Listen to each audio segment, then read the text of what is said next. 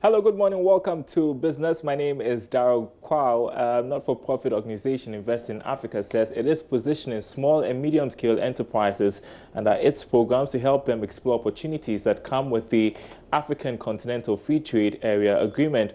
According to the country director, Clarence Nate, his outfit seeks to help more than 15% of businesses to scale up to make them market ready for the trade deal.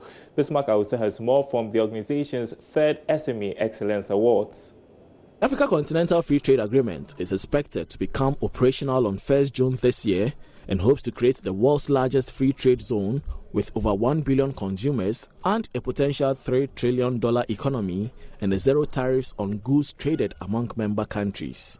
It is against this background that the country director of IIA, Clarence Nate, noted his outfit is investing to adequately prepare its SMEs to harness the market opportunities the CFTA will provide. I think first of all, it's important to establish that as we speak today, about 10 to 15% of our SMEs, in terms of those 10 to 15% of the active supplier pool, are already doing business in Africa.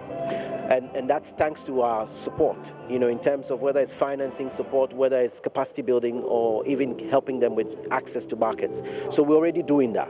What we obviously need to do is to scale this up and do that faster, because the opportunity is so huge. If we're crawling at 10%, that's not going to help. So our goal is to try and get to about 40%, from where we currently are at about 15% in the next 3 years. Keynote speaker at the event, who is also executive chairman of AB and David Africa, David Ofosudote, highlighted the need for SMEs to enhance their competitiveness by upgrading standards of their products and expanding production capacity to help maximize benefits from the trade agreement. I spoke at a different fora the other day, and I was asked the same question. I said, looking at my understanding of the Ghanaian private sector, I don't think we are prepared for this year. The preparation have begun. The government side is the one which is preparing because we have a secretariat here, but I haven't seen much preparation on the part of the private sector, especially associations, etc. And I've been involved in this. So to speak, I've had occasion to take a lot of Ghanaian private sector people to meetings and ensure that they get involved in some of these things. But gradually, the awareness is coming up, and what is happening here today by Invest in Africa is an example. So we will be prepared, but for now, I don't think we are. In all, about 9 SMEs received various awards, including Joy Sam Ghana Limited and BTL Africa, Emerging IIA Star of the Year and Young Entrepreneur of the Year, respectively. Managing Director of Joy Sam Ghana Limited, Samuel Appington, shared some thoughts. Business is a very difficult enterprise. It's a war game. It's one where you must continuously strategize. It's one where you must continuously be innovative, and you must be evolving all the time. There's competition, there are threats, and you must continuously be fighting these things from a very pragmatic point of view.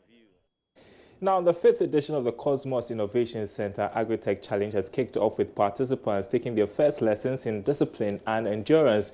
This took place at the Shire Hills Army Recruit Training School for over a week. Joy Business's Karen Dodo was with them and brings you excess of the experience.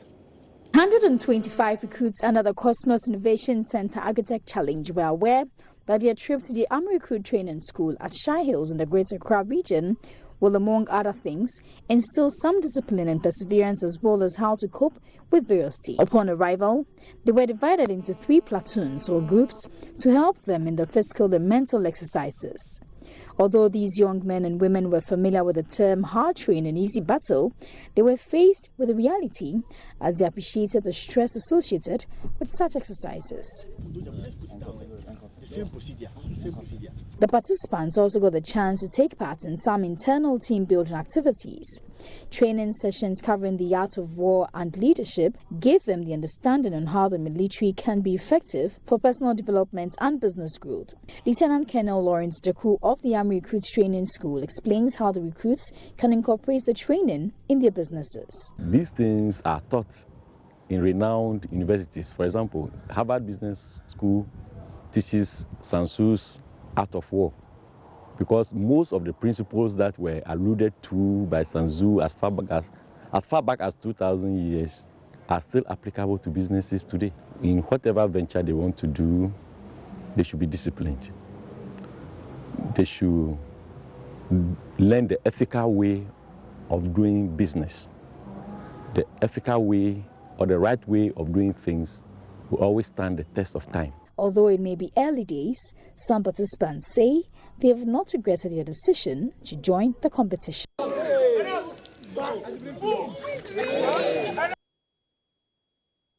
All right, that's all in business. Sports is up next. Stay tuned.